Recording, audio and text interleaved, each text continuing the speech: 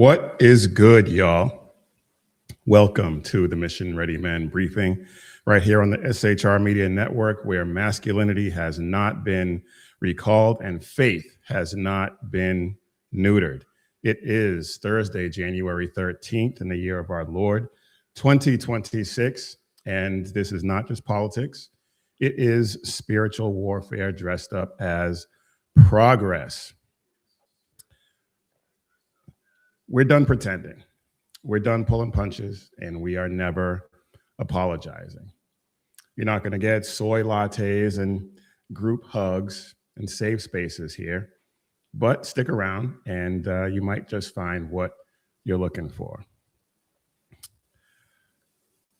You know, before we get into the meat of the show, I saw something that absolutely made my day, and I think it'll make yours too. You probably have already seen it, but I want to start off on on a good note. So let's check this out real quick, and then we will get into the meat of the show.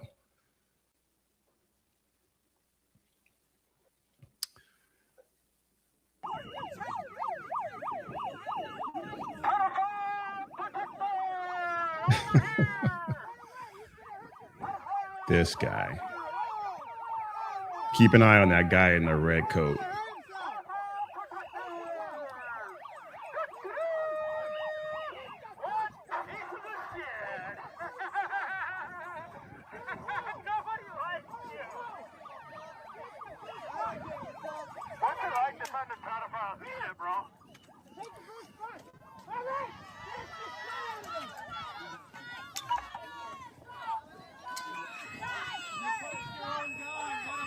Boom.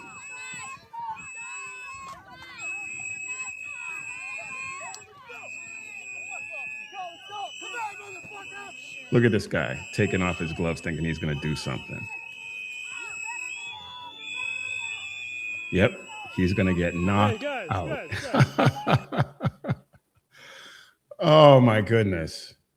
That absolutely made my day. And I commented on that video. I said that sometimes violence is the answer, because being a Christian doesn't mean that you have to be a doormat. And obviously, I don't know anything about this guy, but he was done. He was absolutely done, and I do not blame him one bit. Oh man. That's right. That is absolutely right. Saved, not soft. Amen. All right. I want to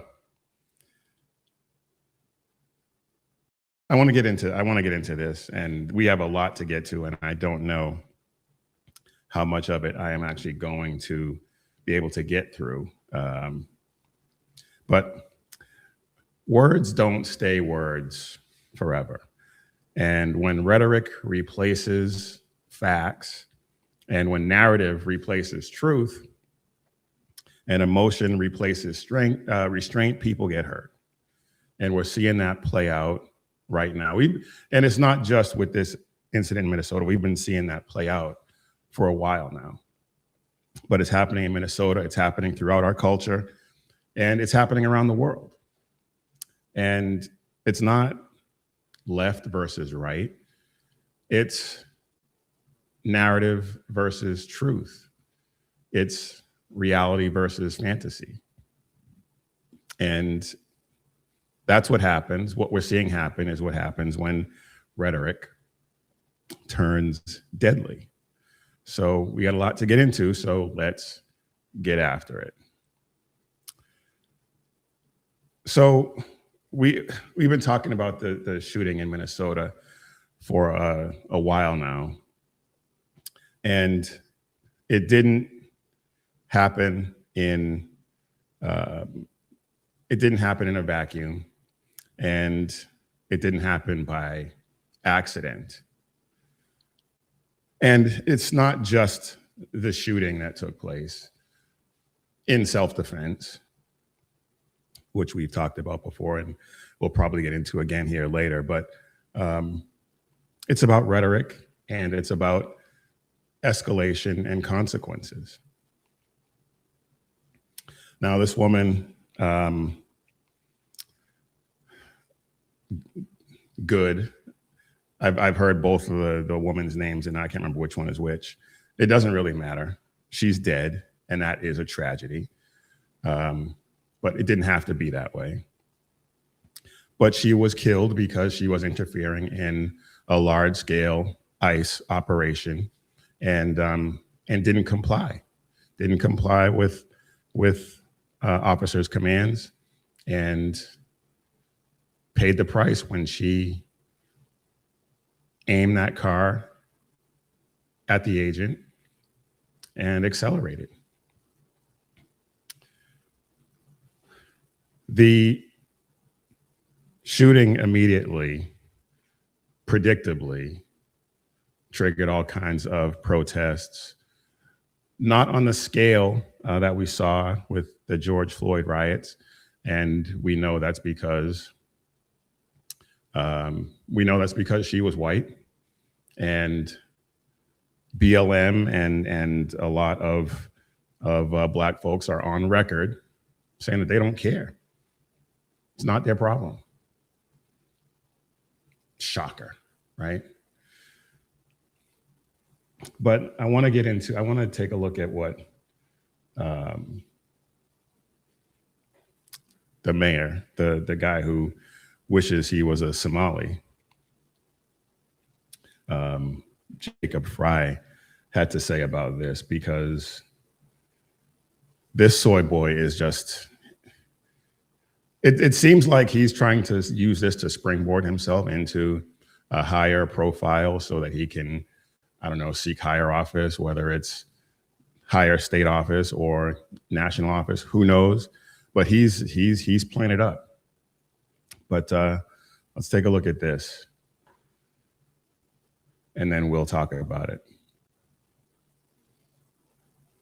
In the immediacy following the shooting, you heard people from the Trump administration saying that the victim was a domestic terrorist. You heard that the ICE agent was acting entirely in self-defense. And here's the thing. You don't need to take my word for it. You don't need to take their word for it. Watch the video. Yes, watch the video. And for him to say that and then make these statements, either he didn't watch the video or he's just lying. And I guess the two are not necessarily mutually exclusive. The ICE agent was not run over, as Trump Yes, he was. stated. You had a person that was definitively trying to just get out of there. They were trying to leave the scene. No, he's just lying. He's just lying. That is not a person that's trying to run an ICE agent over. You have a person that is trying to protect our city, to look out for our neighbors. And by the way, there are 435,000 people throughout Minneapolis that are looking out for their neighbors right now because they understand the magnitude of this moment, and they understand that the endurance of our republic depends on us looking out for each other, and we're standing strong here in Minneapolis. This guy, he is, he obviously he's lying. And I find it hard to believe that he has not seen all of the videos that clearly show that what he just said, all of it was complete nonsense. Complete nonsense. And of course, you have all of the left-wing American Pravda outlets basically saying the same thing. There may be some individuals on each one of those outlets who may come up with a different perspective, a reality-based perspective, but overall, they're all just lying. Reality-based outlets like SHR Media have noted the self-defense angle. I wrote an article on SHR about, or an op-ed on SHR about coming at it from the self-defense angle. And you can check it out on SHR Media. Self-defense does not require permission from the mob is the, well, actually, tragedy does not invalidate self-defense is the title. The first subhead is self-defense does not require permission from a mob. But in there, I break down, and others have as well, that this was a self-defense situation. He was either going to get run over or he was going to defend himself and the people around him. And that's what he did.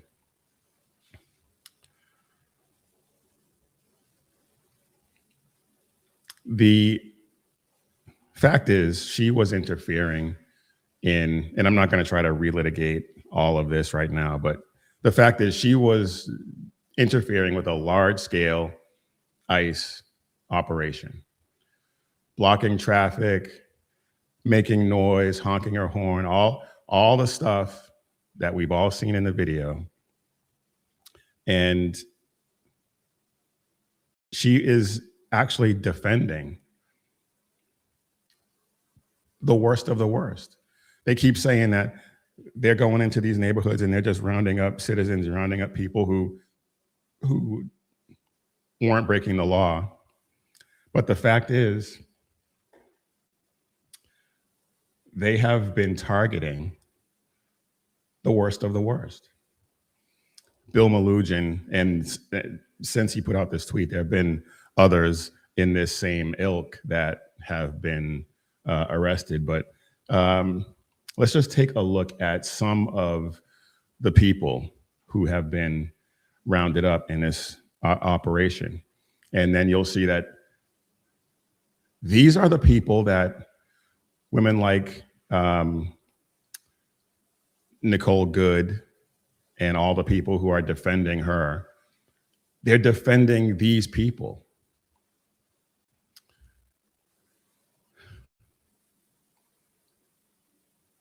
These are some, Bill Malugin put out this tweet, these are some of the most egregious criminal aliens that have been arrested by ICE in this operation.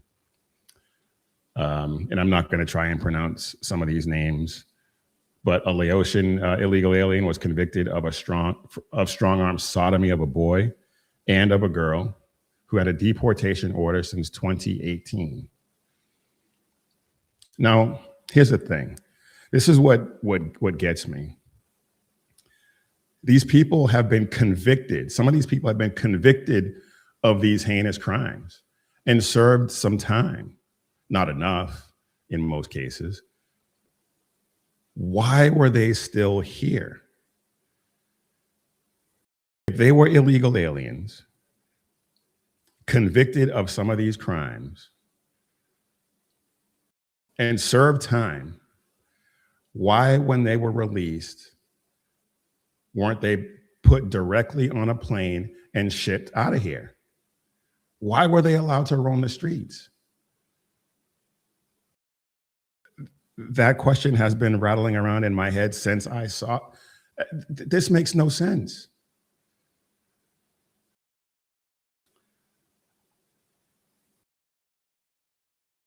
So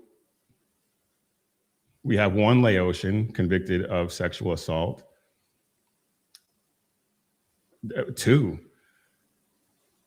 3 convicted of sexual assault, strong-arm rape of a 12-year-old girl, kidnapping. Another one, strong-arm. Why are all these Laotians in this country committing these ridiculous, heinous crimes? You need to look at that. We got a Mexican illegal alien convicted of sexual assault of a child and DUI, deportation order since 2016. All of them have deportation orders. Another Mexican illegal convicted of homicide, previously deported in 2002. Another Laotian convicted of 2 counts of homicide with a deportation order. And the list goes on. And ICE says all of these criminal aliens were roaming the streets freely in Minnesota prior to these arrests. These are the guys that Jacob Fry is referring to as neighbors. These are the people that the people protesting ICE, they're protecting these people. What? These are the innocent people, the law-abiding people that they say haven't committed any crimes. Okay. Makes absolute perfect sense.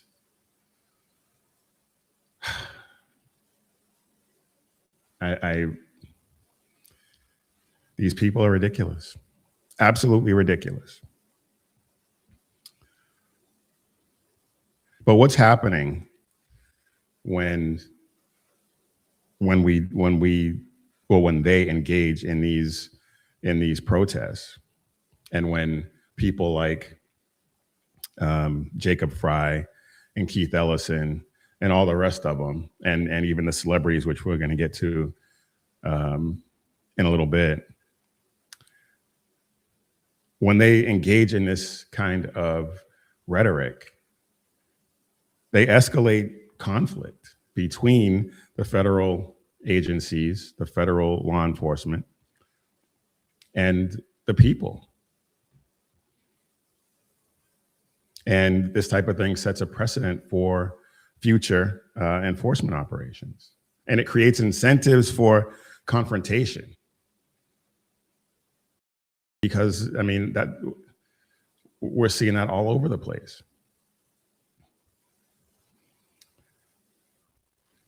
The political consequences and polarization. We thought it was deep before, but this is on another level. This is on a whole other level. Democrats, local leaders calling for accountability, calling for reform, abolishing ICE.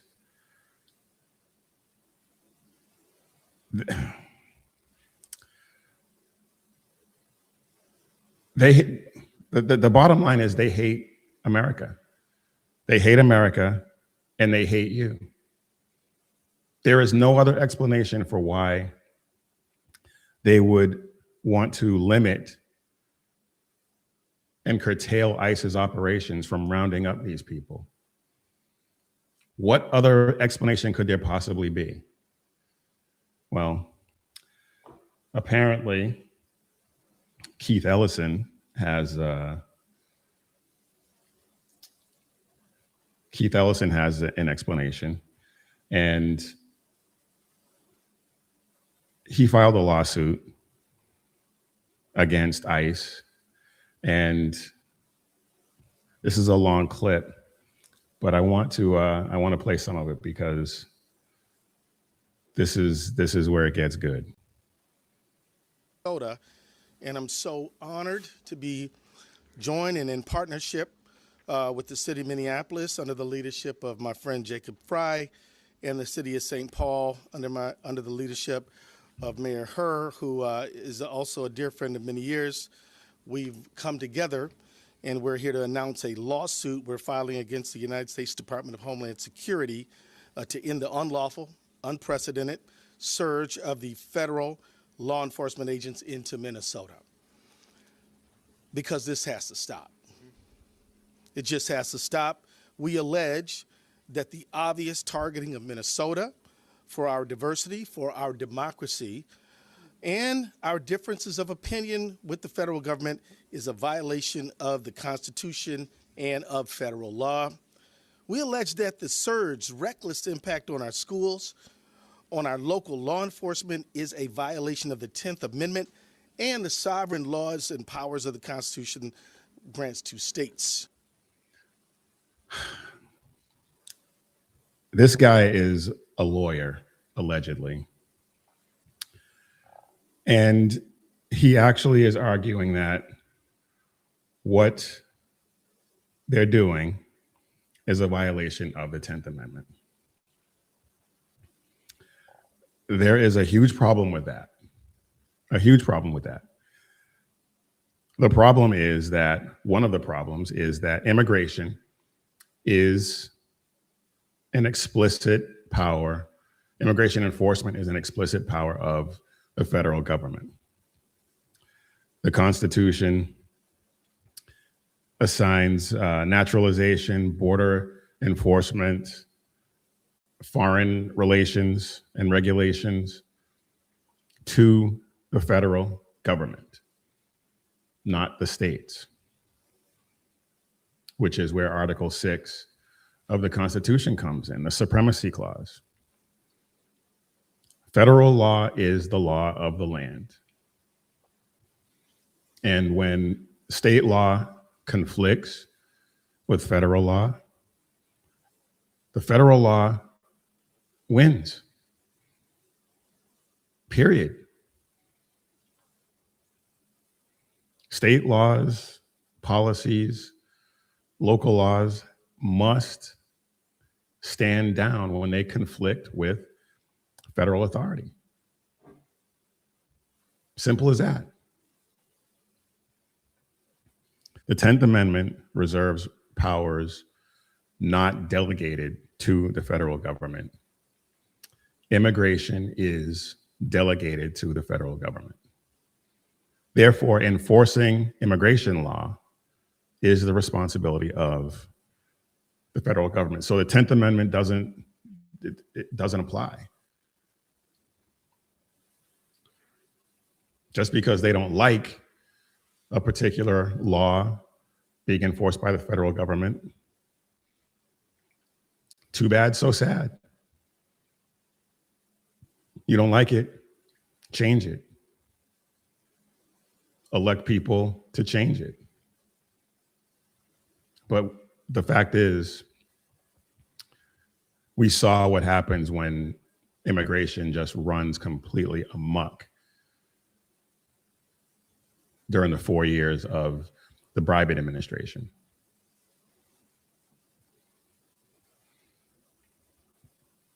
And where President Trump is mopping up that mess right now with these ICE operations.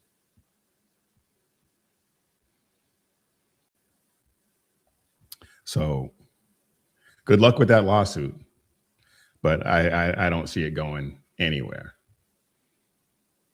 It may go through some, it may go through the state courts and they may push it through, but it's gonna end up in the Supreme Court and they're gonna strike it down. You don't have to be a constitutional scholar to understand this. But this is grandstanding on an epic level, without a shadow of a doubt. Let me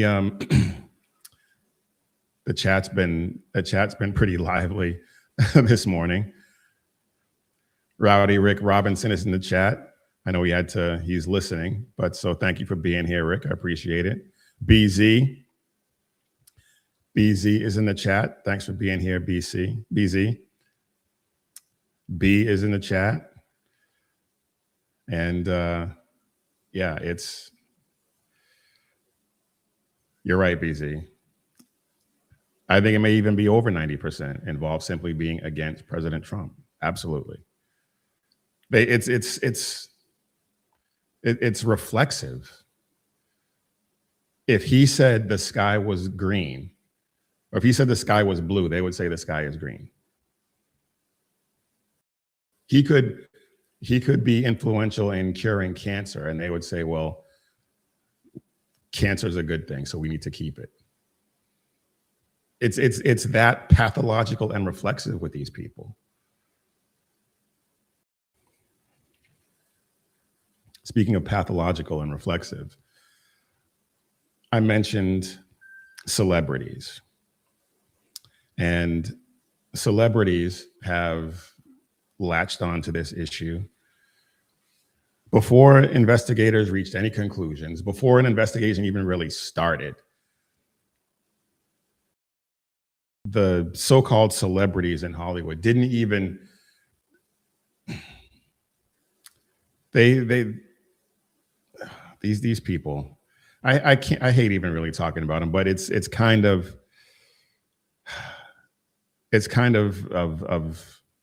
relevant here in this particular situation. But they didn't just voice opinions, they issued verdicts, proclamations. And of course, we saw all of the left-wing lunatics talking about this issue. Dave Matthews, and I'm not going to play his excuse me, I'm not going to play his video. It's kind of long, and I can't remember exactly where he was when he finally mentioned the woman who was killed.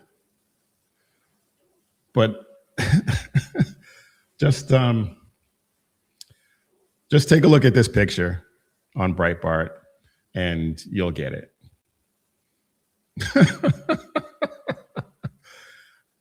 I mean, just totally unhinged. Totally unhinged. It's always in the eyes, isn't it? Always.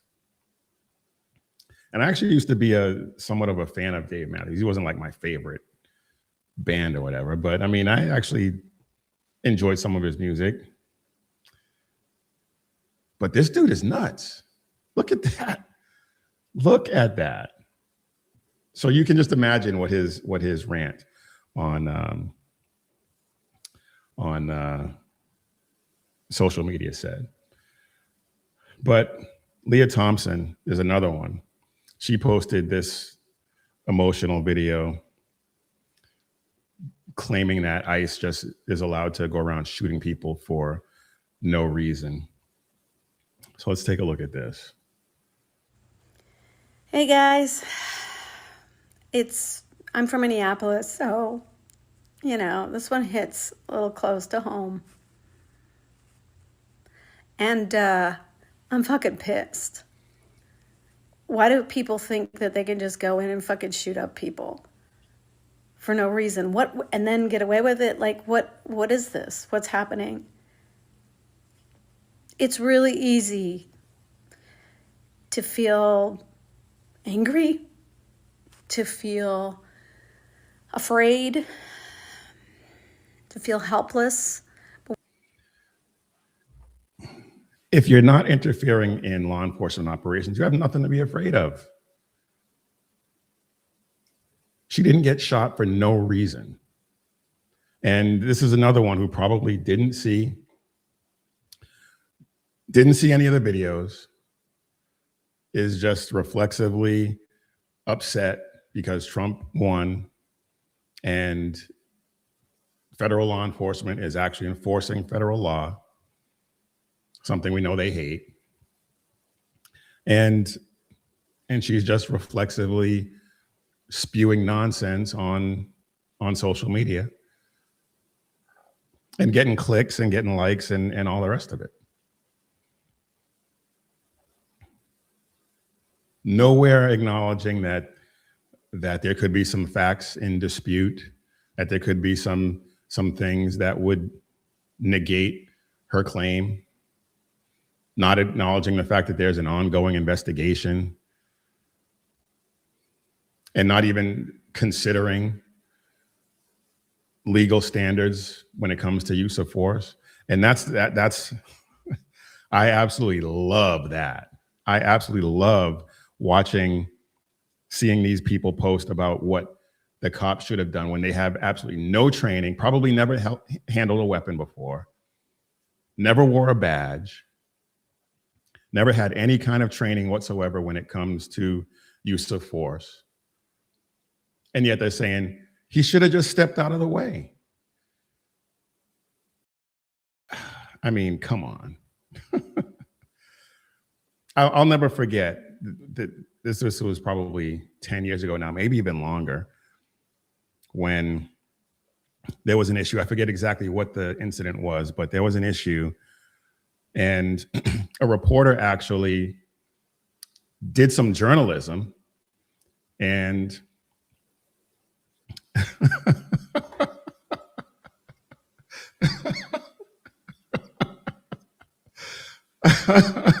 oh, that's hilarious. B says she should concentrate on continuing to be a terrible actress. Well played. Well played. Oh man, that cracked me up.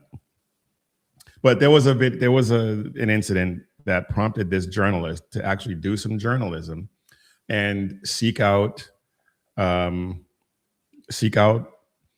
enforcement to get a perspective on what we know as the Tuller drill, colloquially known as the 21-foot rule.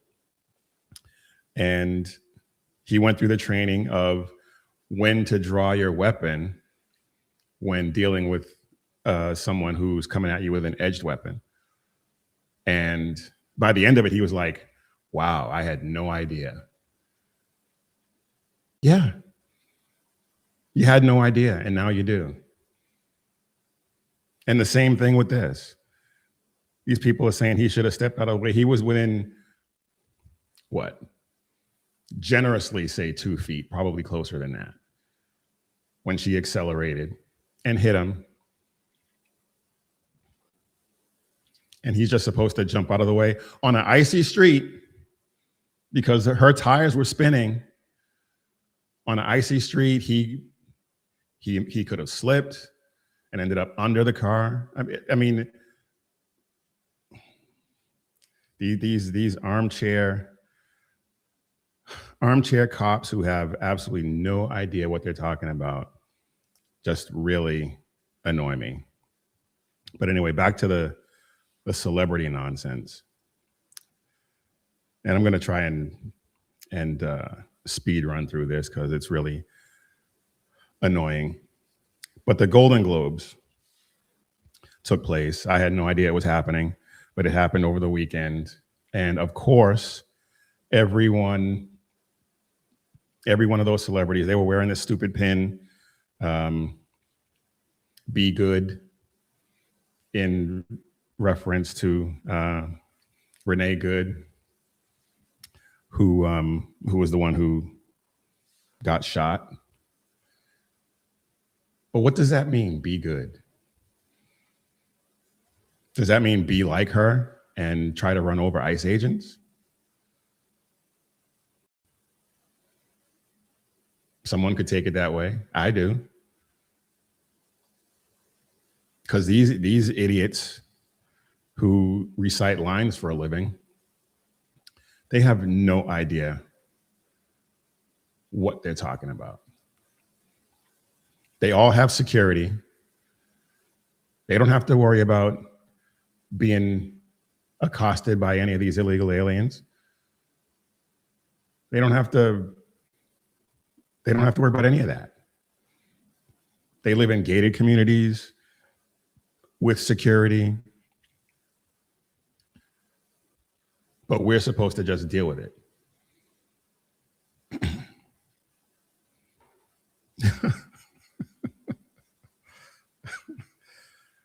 Well, in some cases, if people take it there, that's what's going to happen, BZ. BZ says in the chat, does that mean be dead? I mean, that's kind of what they're arguing for.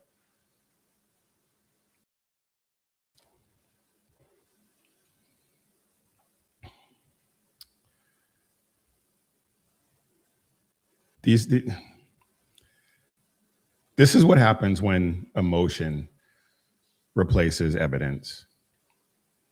When visibility replaces accountability, and when narrative replaces truth.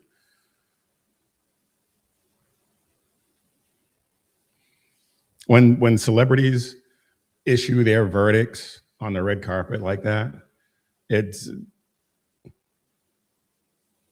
the facts really never make it past that velvet rope. And if they do, the facts aren't going to penetrate those rock hard skulls they have.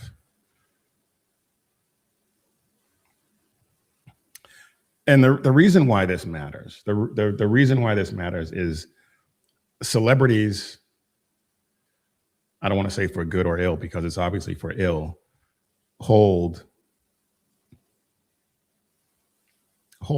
a lot of cultural power. When they frame something, it fuels public perception, and in this case, anger. Between the celebrities and the officials, political leaders, it legitimizes hostility towards the agents. Contributes to doxing, which is what happened to that agent, and now he's dealing with security for his family. And here's the other thing. I saw this the other day. There's a GoFundMe or a Give, Send, Go set up for him and Renee Good. His, when I last looked, had about $150,000 in it, and hers was pushing $1 million. That's a problem. That should not happen.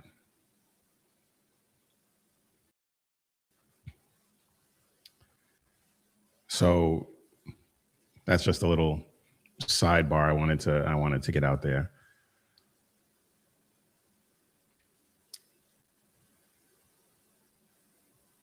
And I'm not gonna. I had some clips queued up, but I'm not gonna bother. It's not. I really don't want to listen to Mark Ruffalo and Wanda Sykes spew their nonsense again.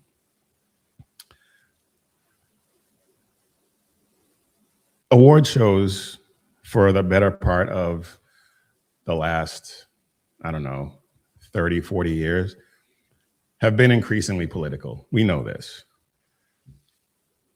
And they have a right to speak out. They have a right to be stupid. They have a right to say stupid things. We have a right to call them out. But here's the hypocrisy that really gets me. Charlie Kirk was killed on September 10th. The Emmys were on September 14th. Not a single mention in honor of Charlie Kirk at the Emmy Awards. But this woman, Renee Good, who tried to kill an ICE officer, an ICE agent, she was basically the guest of honor at the Golden Globes. Everyone wearing those pins. He was shot for talking to people and expressing a view they didn't like. She was shot in self-defense because she was trying to run over a law enforcement agent. He's vilified and she's celebrated. That is about as upside down clown world as it gets.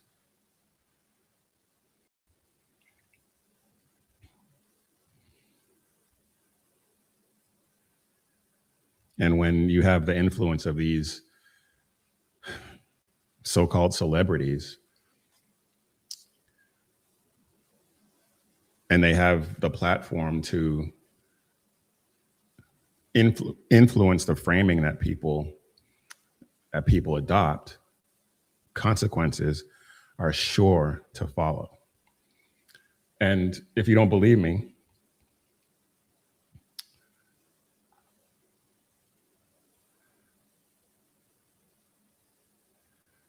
I thought I had it queued up, but I guess not.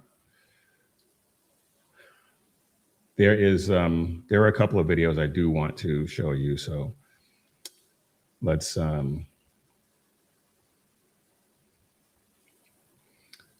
take a look at this one right here.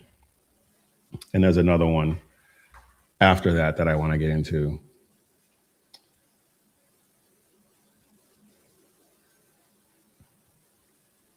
Because these people are unhinged. Absolutely unhinged.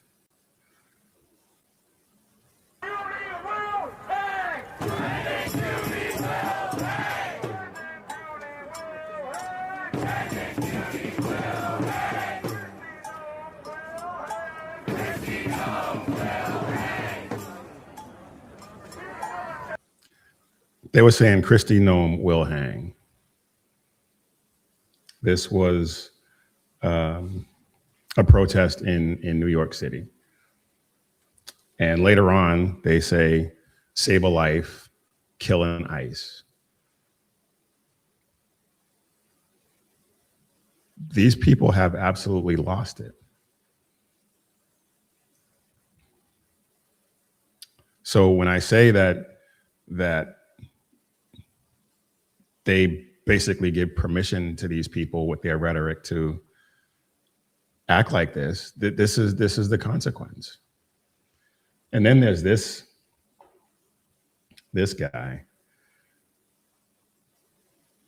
I saw this late last night as I was prepping the show and wasn't sure if I was going to be able to incorporate it. And I'm pretty much just shoehorning it in right now. But these are the people that they are radicalizing.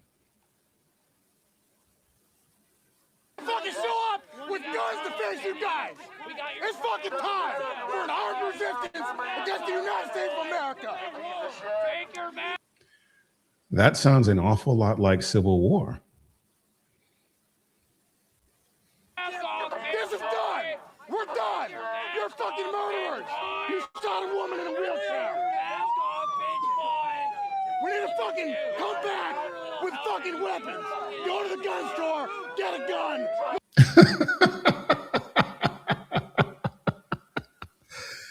He said, go to the gun store and get a gun. Okay, you do that, buddy. You go to the gun store and you pick up a gun.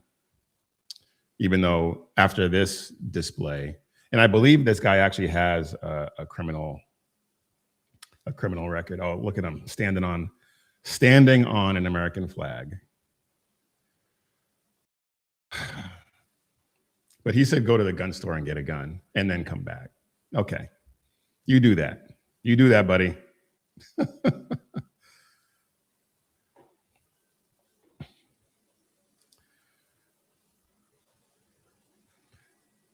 BZ says, and what have I been telling everyone? This isn't going back into the tube. This isn't getting better. It will get much worse.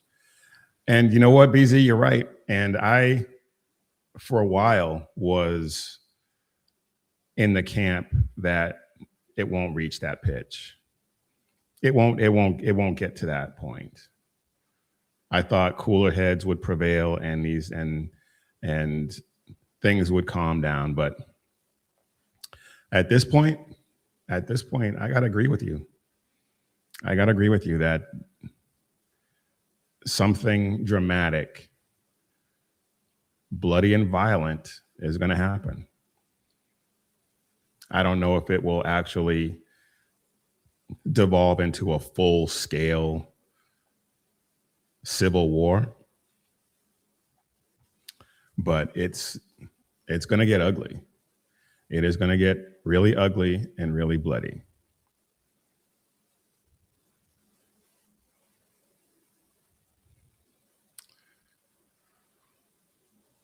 Yeah.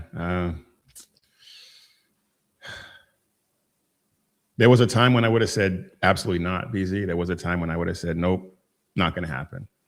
At this point, I think you are probably right.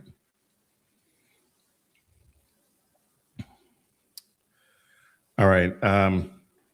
I could go on with that for a while, but I do want to move on. And before we do, I want to get a word in from our sponsor, and our sponsor for today's show is Patriot Mobile. I think we can all agree at this point that, and I think we pretty much just discussed, that votes just aren't enough anymore. And although Patriot Mobile doesn't have anything to do with conflict, but you need to make sure that your resources and your dollars are going to companies that fight for what you believe in, which is why we switched to Patriot Mobile. The big reason, another reason was that the company we were with before was absolutely terrible and expensive. But Patriot Mobile is America's only Christian conservative wireless provider, and they don't just talk about values, they back them up. And a portion of every dollar that you spend with them goes to pro-life, pro-family, and pro-liberty organizations. So right now you can get a free month of service when you go to patriotmobile.com and use promo code Jackson, or call 972-PATRIOT and use promo code Jackson. Defend freedom with every call, every text, every month. Switch to Patriot Mobile today. patriotmobile.com/Jackson. All right, y'all.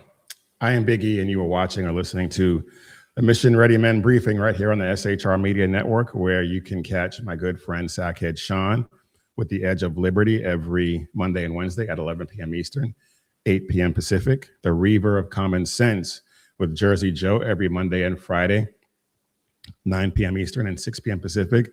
He is back, and he was on again last night. He had a great show. And so be sure to check him out, check all of us out. BZ with the Berserk Bobcat Saloon every Tuesday and Thursday at 11 p.m. Eastern and 8 p.m. Pacific. He will be on tonight, and I am sure he is going to have a banger of a show tonight as usual. So be sure to check out all of those great shows, like and subscribe to the channel, and pray for us that we have a huge breakthrough. We are at when I looked just before the show, I believe it was 734 subscribers. So thank you all. We are making a nice push. Ever since we hit 500, we've been growing and stacking up subscribers, and we love it. So thank you all for liking and subscribing and sharing the channel. We really appreciate it. We're having a good breakthrough, so please pray for us that we have an even bigger one, because we want to reach as many people as we possibly can. All right, now back to our regularly scheduled programming. And yeah, BZ, I saw that just before I went on the air. BZ says that Scott Adams has passed away. Sad. And I just saw yesterday that he had been transferred to hospice care. So I thought maybe he'd be around a little longer, but unfortunately, he has passed away. He recently publicly stated that he converted to Christianity, so we can be happy that he is with his creator now, and cancer is no longer ravaging him. So sad. All right.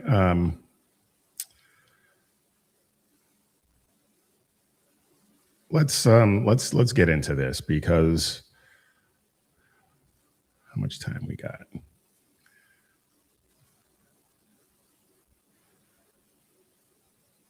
Yeah, let's do this, because this is something that we talk about often, and has been a couple of things that I missed because of other things that have taken precedence, but I really want to talk about this.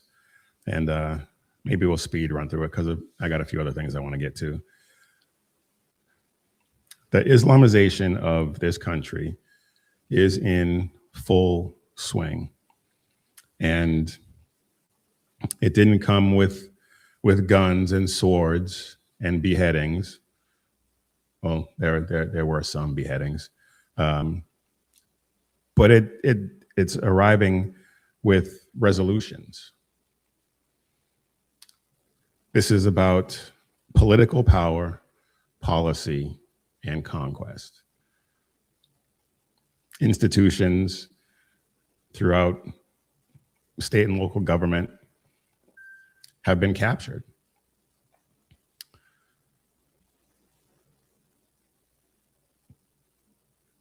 Governments, and we talked about this one last time we were together. Governments have been advancing resolutions for Muslim Heritage Month. And it's happening in Texas. It's happening all over Texas. It's happening in Florida. And public institutions are partnering with explicitly Islamist advocacy groups and terror-linked groups like CARE and Muslim Brotherhood. These taxpayer-funded groups are reflecting alignment with Islam. A legislative resolution in Florida was backed by CARE, and CARE-linked interests, as they're calling it. Texas City Council advanced disputed and fabricated claims of anti-Muslim threats and claims of Islamophobia. The NYPD actually has a memo that got leaked showing ideological training materials. And one of the members of a Muslim group within the NYPD said that they want 100,000 Muslim police officers.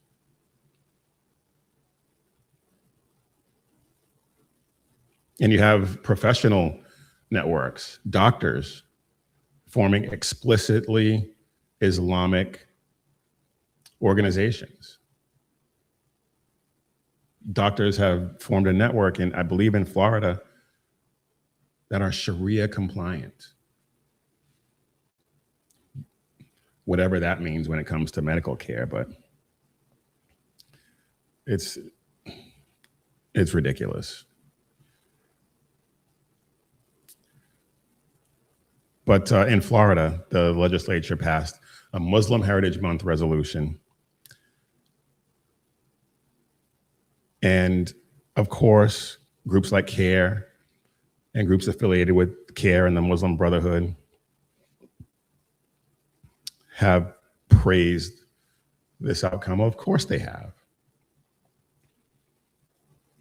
Of course they have. And the weird thing is that you never hear of any of these separation of church and state groups when it comes to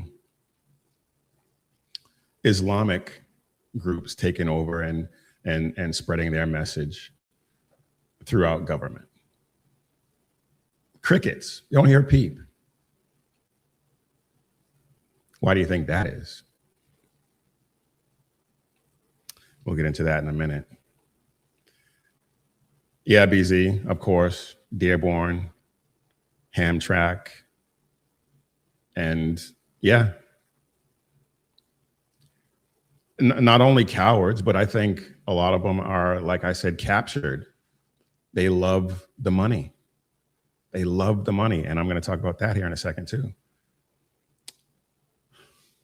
In Texas, Harris County, they defied Governor Abbott after he designated CARE and the Muslim Brotherhood as foreign terrorist-linked and transnational criminal organizations. And, excuse me, he warned everyone that these groups operate as civil rights groups, but they're political fronts advancing the Islamic agenda, which is obviously it runs counter to American constitutional order and ideals. There was a city council. The name of the city it actually was in escapes me at the moment, but they had these claims of Islamophobia. People were threatening them and stuff like that. Come to find out, it was happening in a school. Come to find out, the claims were completely unfounded. And for a school district that is completely sympathetic to Islam, for them to actually find that there was no basis for these claims is pretty telling. And I talked about the leaked memo from NYPD, the Islamic Doctors Organization. And we're just letting it happen, like BZ said.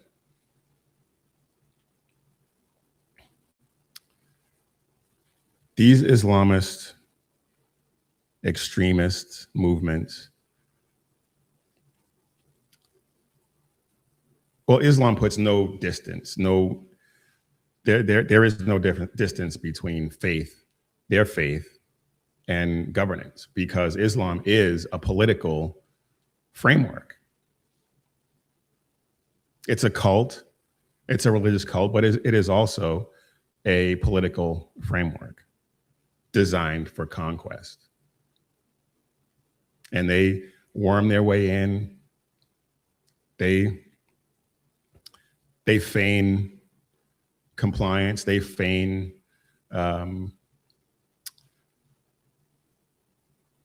what's the word I'm looking for? They feign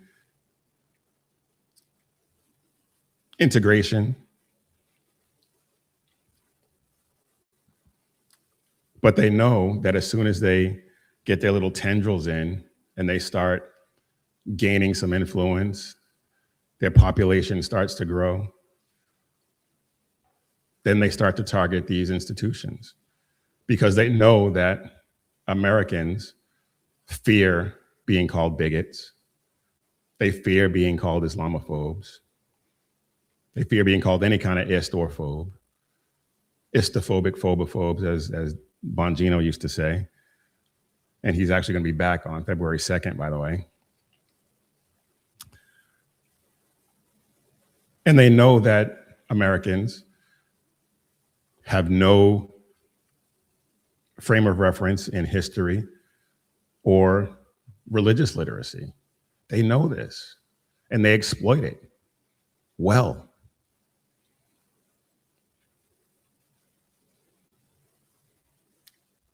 And they know that Americans confuse or conflate tolerance with submission. And submission is what Islam is all about.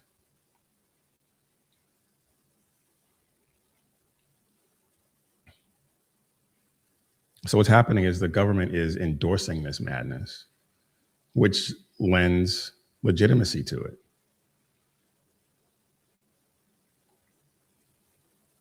And then when it's been legitimized, well, then policies will shield it. Speech against it becomes chilled, because that would mean that you are a bigot or a phobe or whatever other derogatory name they want to call it.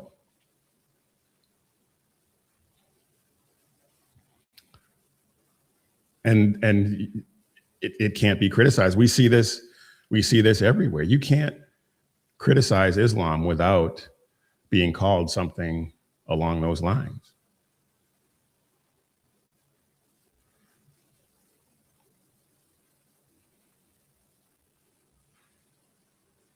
And this hasn't happened overnight. This is, like I said, a gradual and incremental process. And now it's at the point where you can't question it without being called some kind of name.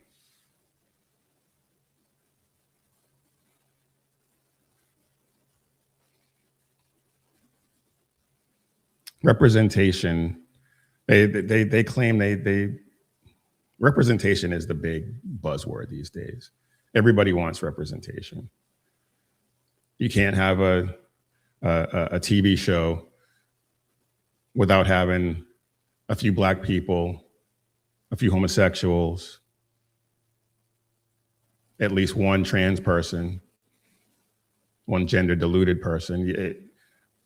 Even though that doesn't reflect society at all, but here we are. But that representation that they're demanding doesn't mean that they're immune from scrutiny.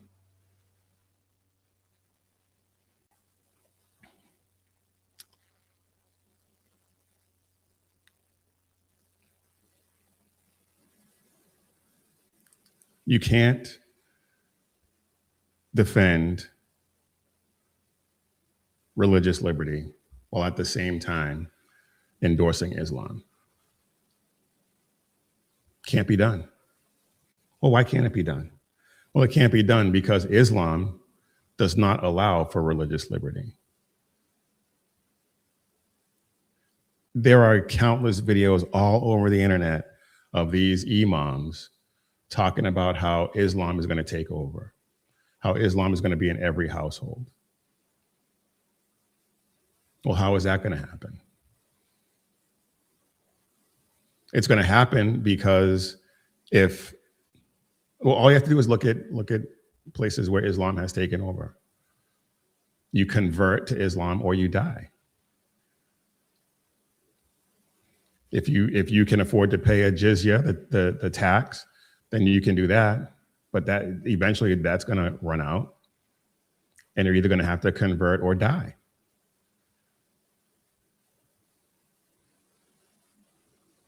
And they talk about how they plan to outbreed everyone. There is no, so if you support religious liberty, you cannot support Islam. Because supporting Islam means that eventually there will be no religious liberty if we allow that to take over. And I forgot to mention, but one of the people in Florida who endorsed the resolutions is an openly homosexual man. Supporting a religion that, if it is allowed to take over, will kill him because being homosexual is against Sharia law, punishable by death.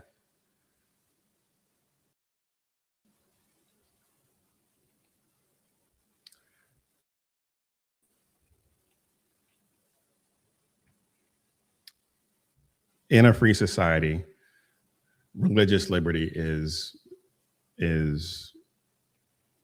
paramount. Well, not paramount, but religious liberty is important.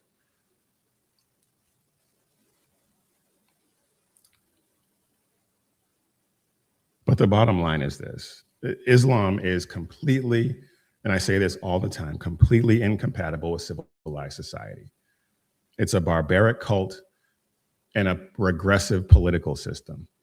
It demands submission. Demands submission.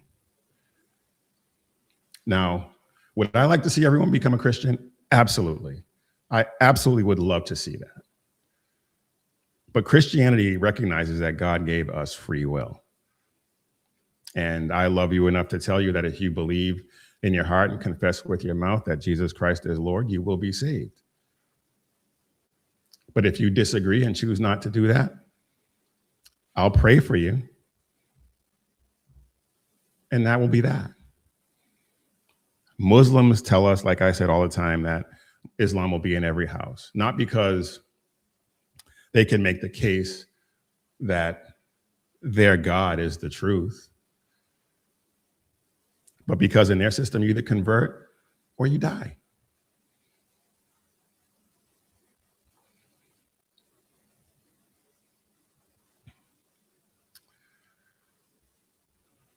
Sackhead Sean showing up late. Thanks for being here. He has been doing a fantastic job on the website, and it's looking fantastic. So thank you, Sean. I guess that's a good excuse for being late.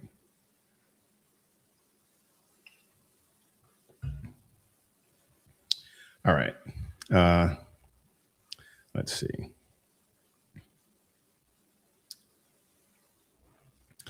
All right, since we got on that, let's continue with the Christian theme.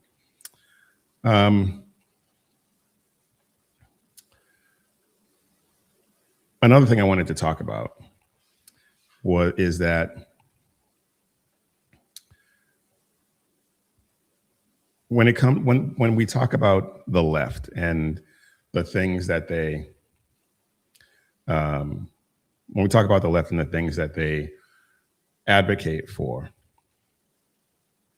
and endorse, they tell us that they're all about compassion.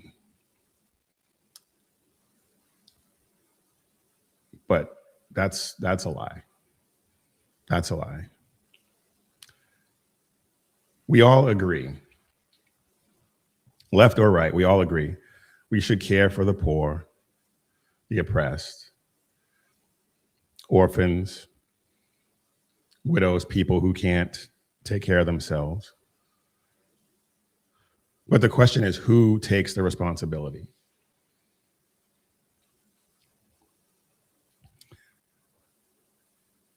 Christian conservatives and leftists, they share the same moral vocabulary, I guess.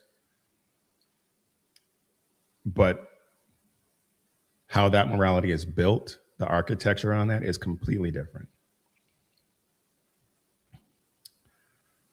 Christianity introduced ideas that were not widely accepted in the world. Inherent human dignity, care for the needy, widows, orphans, a moral obligation beyond your tribe or beyond seeking power.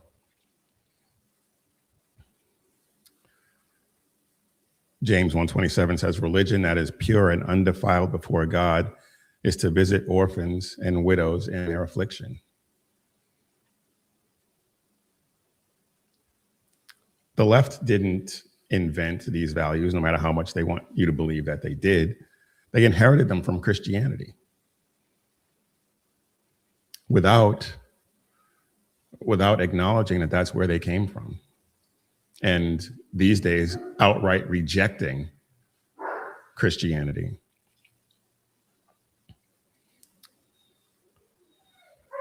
The structure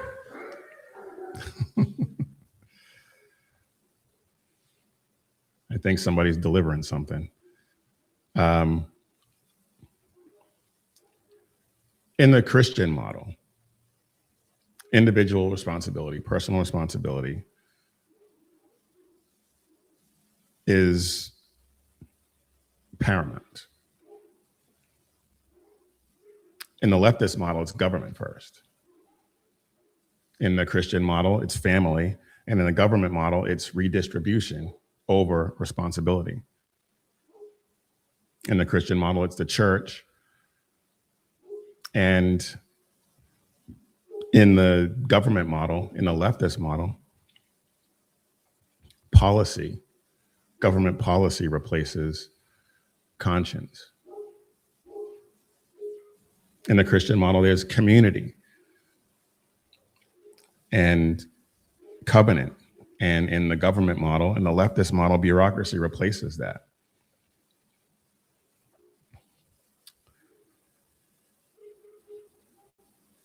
First Timothy 5:8, I've cited this before.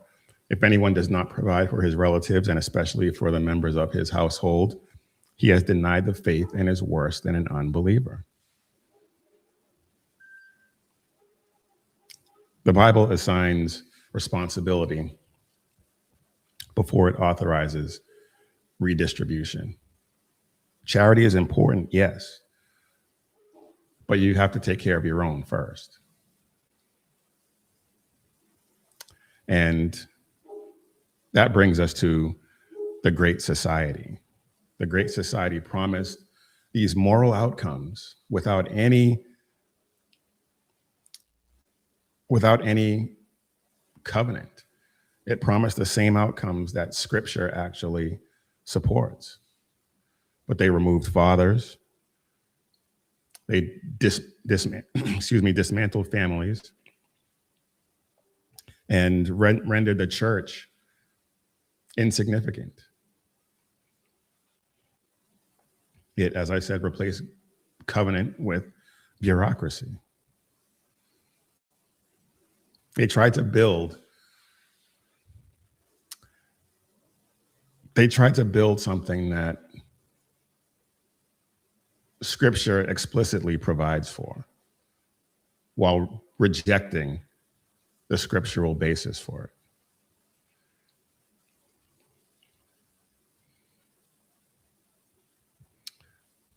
There was a Democrat, can't remember exactly who off the top of my head, I had it. But when the Great Society was being implemented in 1965, he had a study commission and he warned that this was going to seriously hurt society. I believe it was Daniel Patrick Moynihan. Somebody can check that for me. But the consequences that he predicted followed just as he said.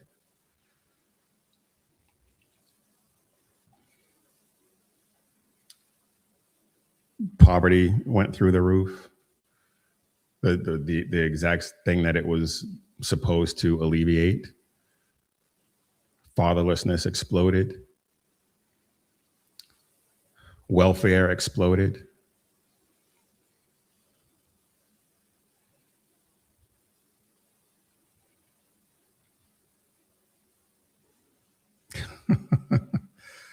We got a live one. Anyway,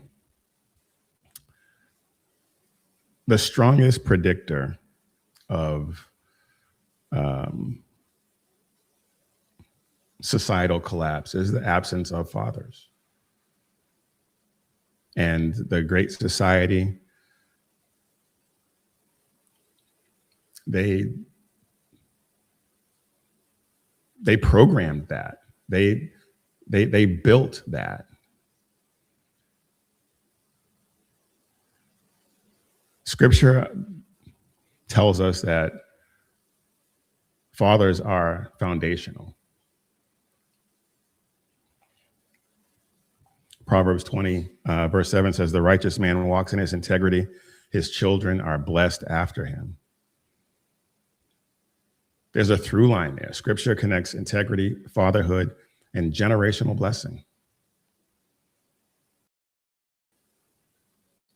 And we see, when you look at all the men who are in prison and women, I think it's 90% of them grew up without fathers in the home. Most of them not even knowing who their fathers were. And I know that this is not a rail against divorce or co-parenting or anything like that. Those things happen. I wish they wouldn't, but I acknowledge that they do. And people are successful in co-parenting and raising great kids in the midst of divorce. I get that.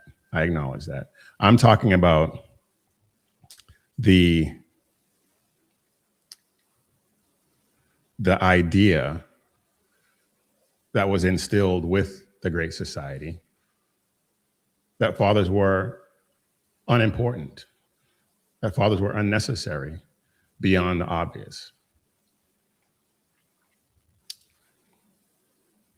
I mean, they basically paid women to have kids and not have their fathers in the home. They paid women to have children out of wedlock. When I was working in Massachusetts, in low-income housing, there was a woman who had kids ranging from 2 all the way up to like in their 20s. And even though she had adult children, she was working on getting pregnant for a 10th time.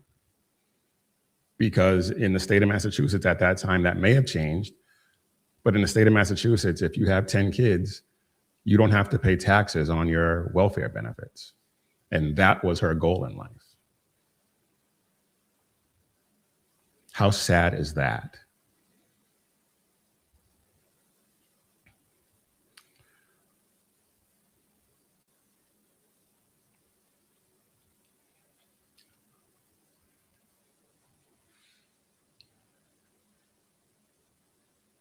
Well, that's true. That's true. But here's the thing. I don't think you can be a Christian and be a Democrat. I really don't. Democrats support pretty much everything that the Bible condemns.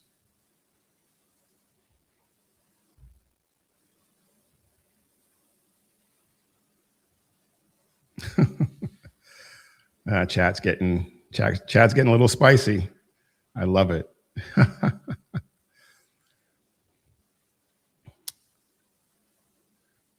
At the core, this is a theological conflict. Christianity teaches covenant, sacrifice, responsibility, and leftism teaches entitlement, substitution, and detachment.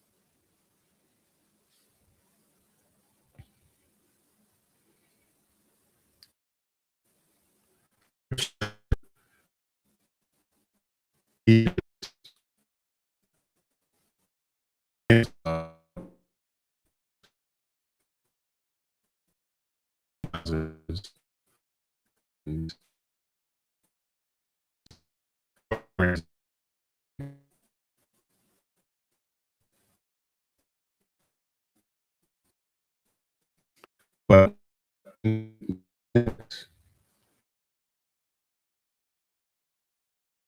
yet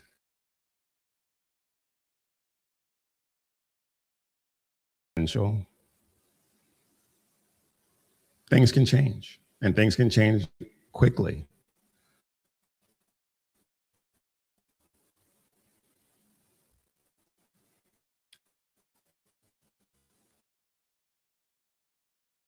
Great.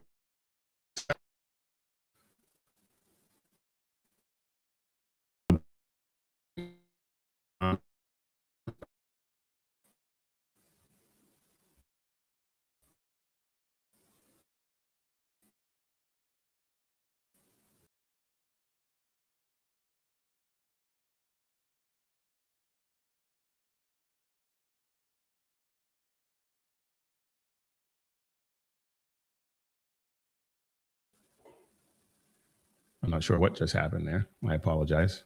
That was weird.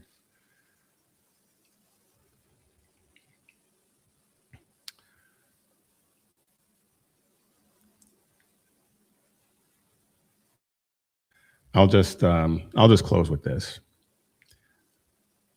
Psalm 112, 1 and 2. Blessed is the man who fears the Lord. His offspring will be mighty in the land.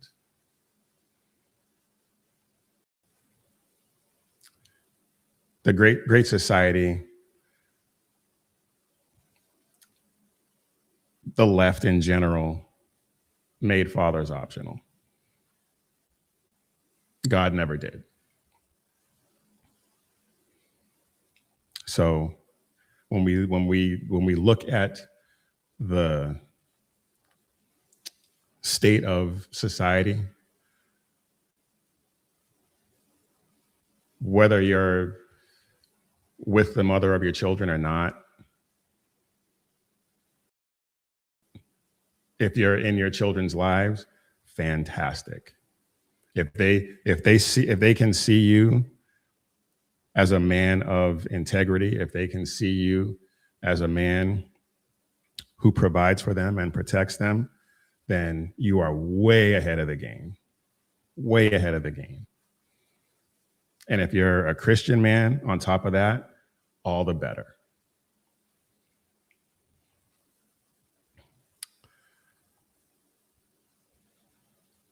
All right. I could go on. I could talk about that for a long time, but we're getting close to it. And I thought I had planned to run that clip I played in the beginning at the end, but I didn't think I'd have enough time. But here we are. So let's take a look at some Twitchy and see if we can see if we can go out on a little bit of a lighter note.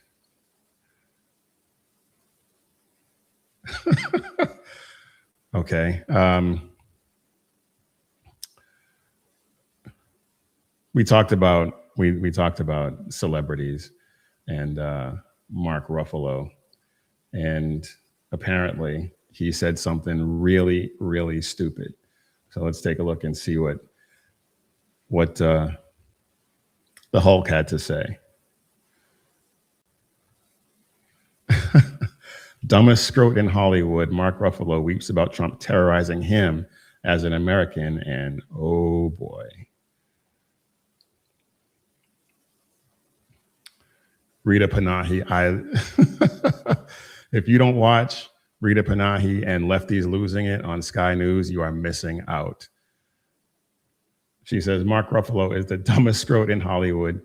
This creep called real Donald Trump a convicted rapist in full rant. Well, he just invited himself a lawsuit. This is for her. This is for the people in the United States who are terrorized and scared today. I know I'm one of them. I love this country. And what I'm seeing here happening is not America.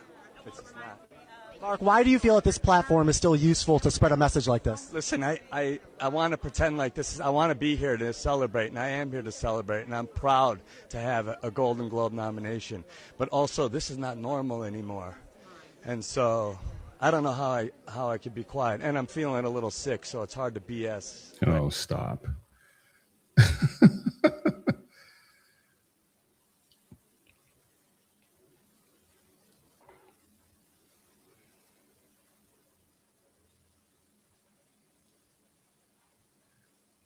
I guess the chat is really, really spicy. Well, let's take a look at this. Yeah, he is.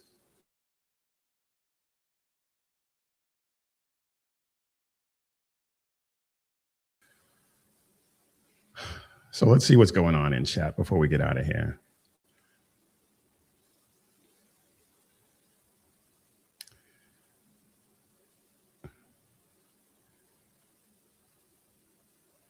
Many conservative pastors have called Trump out. Now it's your turn. For what exactly?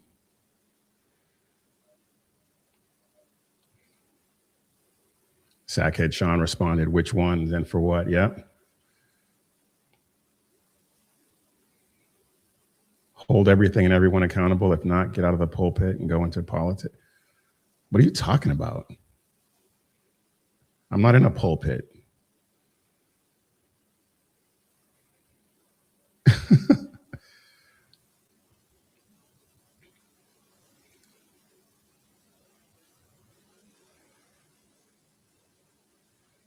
Jesus looked at the heart. He didn't care what politics you had. Where do I even begin? Where do I even begin? if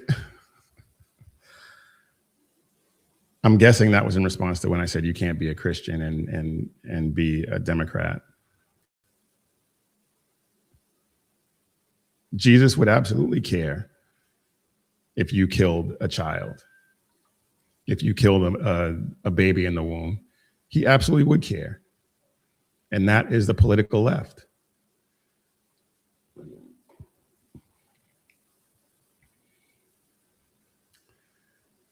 B says, as a Christian, you need to remember that Trump isn't your pastor, he's your president. Well, precisely. Precisely.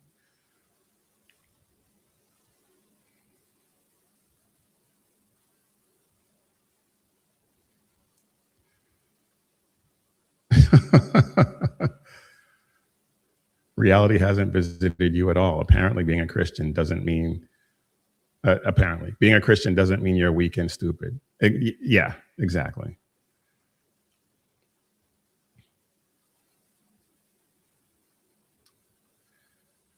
Nobody worships Trump.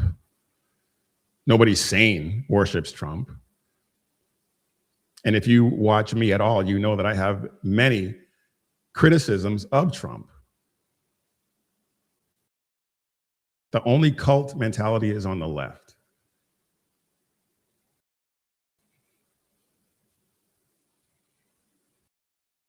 B says, I follow Jesus and respect my president. There's a difference. Yes, exactly.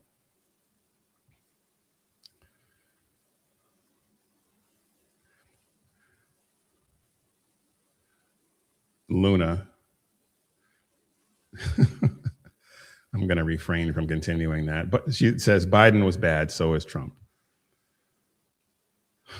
Okay. So you want to go back to when you were paying $4 and $5 a gallon for gas? You want to go back to 12 million at the low end illegal aliens crossing the border and straining our social framework? Okay.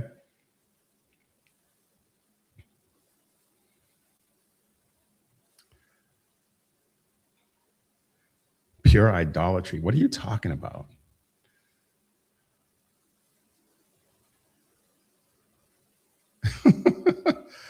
Oh man, I missed out on this. This was amazing.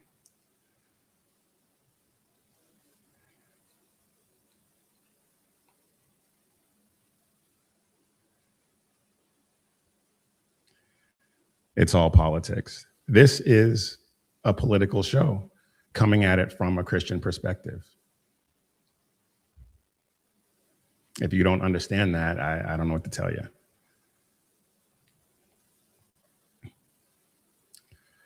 All right, that's it. I could spend the next half hour, I guess, going over that madness. But wow.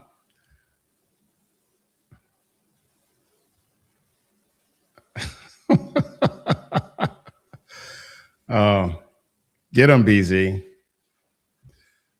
This is amazing. Anyway, that's all I got for this briefing. I'm not just here to fill airtime and although I am here to read crazy chats, but we're here to equip Christian men, spread the gospel of Jesus Christ, and carry the banner of faith, freedom, and hope for the next generation. If this matters to you, don't just watch, like, subscribe, share this video, share the channel with everyone that you know. Bring another man into the fight. And if you want to wear what you stand for, head over to missionreadymen.com and hit Shop 7 Armors and check out all the designs we have over there about bold faith, true grit, and unapologetic patriotism. And remember, when seconds count, the police are only minutes away, but the Lord is right there with you. So keep your prayers going up and your head on a swivel. God bless.